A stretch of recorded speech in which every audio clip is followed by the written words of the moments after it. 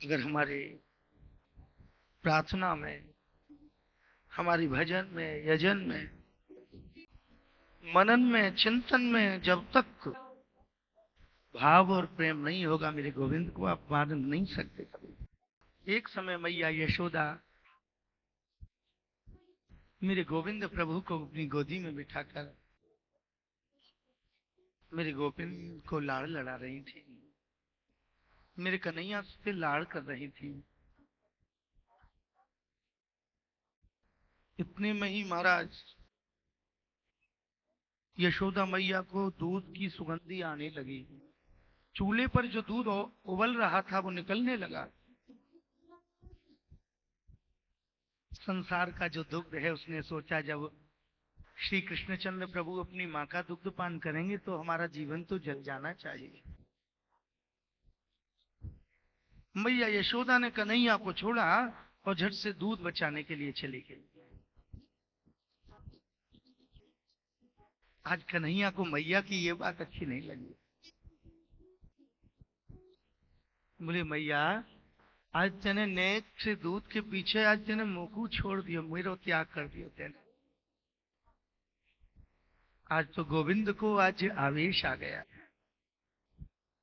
एक दही की मटकी में रखी थी रई, उस रई को उठा लिया महाराज, और उस रई को उठाकर पहुंच गए जहां भंडार में बड़ी बड़ी पुरानी मटकी रखी थी।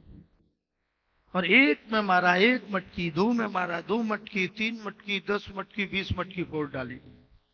पूरे नंद भवन में माखन और दही की कीच सी मच दी गई। ये क्या भय हमारा, कीच सी मच गई चारों। अब तो यशोदा मैया ने सोची मैं नेक्स्ट से दूध बचावे गई, ये तेज कहां से फैल गया। आप बात को समझे नहीं। जब हम ठाकुर जी को छोड़कर इस संसार का कोई कार्य बनाने के लिए जब भी जाएंगे या जाते हैं, तो वो संसार का काम भी नहीं बनता, बाकी और ज्यादा फैल जाता है। अब तो यशोदा मैया को क्रोध आ गया। आज गोविंद के पीछे दौड़ लगाने लगी। अब आगे आगे कन्हैया और पीछे पीछे यशोदा मैया। अरे कन्हैया, अरे कन्हैया, रुक जा। मेरे गोविंद तो खिड़की से कूद गए एक छलांग। मैया ने भी सोची कि कन्हैया जैसे कूदा मैं भी कूद जाऊंगी। मैया ने कूदने को प्रयास किया तो खिड़की छोटी ही और मैया मोटी, फंस गई। अब तो कन्हैया, कन्हैया मोको बचा, मैं फंस गई। मेरे गोविंद कहे कि मैया, जब ये जीव इस भव समुद्र में जब भी फंसता है तो मैया बापू मैं ही निकालू। और कन्हैया ने मैया यशोदा को हाथ थामा हो और एक बार में मैया यशोदा को निकाल दिया। जैसे यशोदा जी को निकाला तो यशोदा जी ने हाथ ही पकड़ लिया। लाला छोड़ूंगी नहीं आज। तेने मेरी सास की सास ददिया सास की जमाने की हड़ियान को फोड़ दी आज। कन्हैया बोले मैया तेने भी तो हमें छोड़ दियो, आज भी तो हड़िया की लग रही है, या लाला की नहीं लग रही। मैया बोली देख तू बिगड़ गया, तेरे बाबा कहते कि बिगड़ जाए वो बिगड़ गया। आज मैया यशोदा मेरे गोविंद को बांधती है, लेकिन मेरे गोविंद कभी भी क्रोध से नहीं बन सकते। आज जब भी बांधे कि रस्सी छोटी पड़ जाए, और जो रस्सी छोटी पड़ रही थी वो था प्रेम और भाव। अगर हमारे प्रार्थना में, हमारी भजन में, यजन में, मनन में, चिंतन में जब तक भाव और प्रेम नहीं होगा, मेरे गोविंद को आप मान नहीं सकते कभी।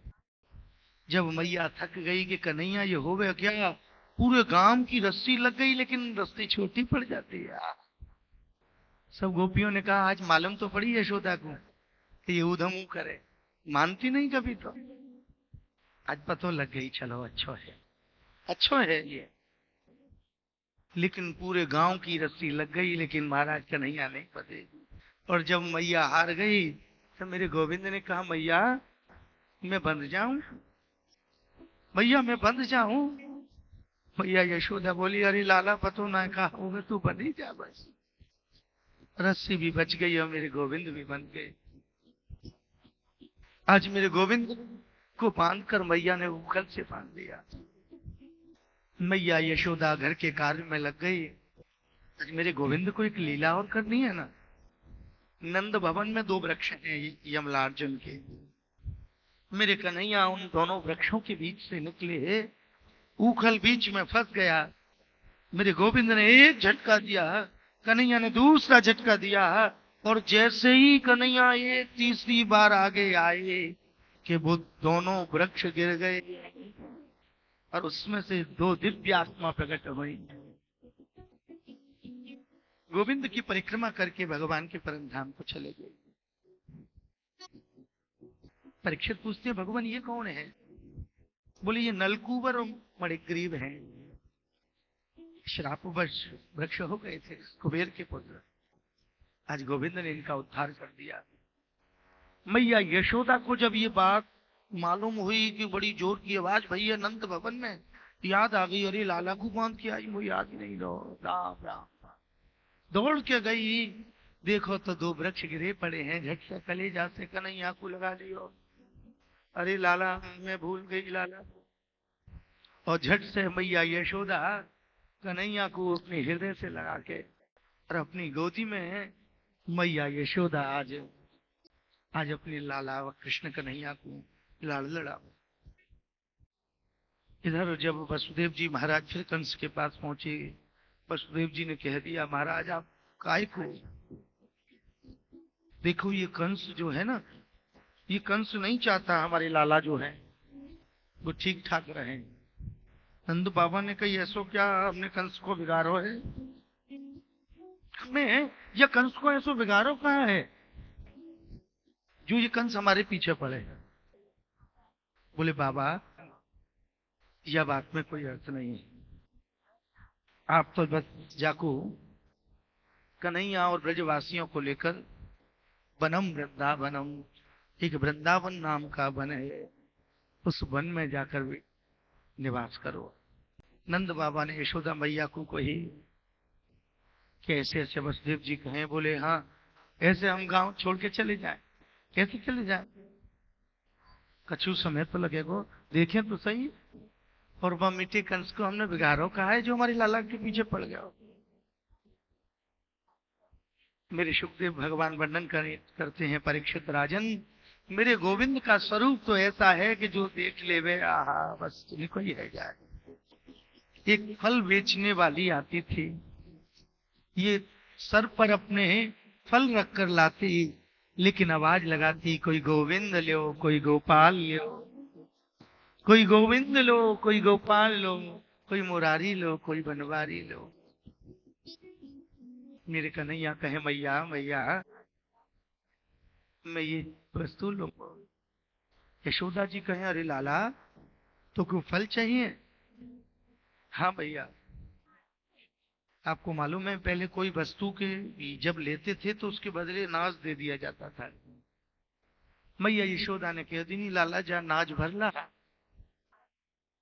और वो नंद नंदन अखंड कोट पूर्ण ब्रह्म परमात्मा पूर्णोत्तम पुरुषोत्तम श्री कृष्ण आज हाथ में नाच के वो 8-10 दाने भर के लेकर आए हैं। और फल वितरणी पर पहुंचते पहुंचते वो अन्न के जो दाने हैं मेरे गोविंद के चरणों में ही बिखरते जा रहे हैं। जैसे एक व्यक्ति का विवाह होना है, उसके हाथ में नाच दे देते और वो नाच को लेकर बिखेरता आता है। ऐसे ही वो अन्न देव भी मेरे गोविंद के चरण में लोट लगाते हैं। और जब फल वाली पर कन्हैया पहुंचे तो 4 दाने गेहूं के बचे।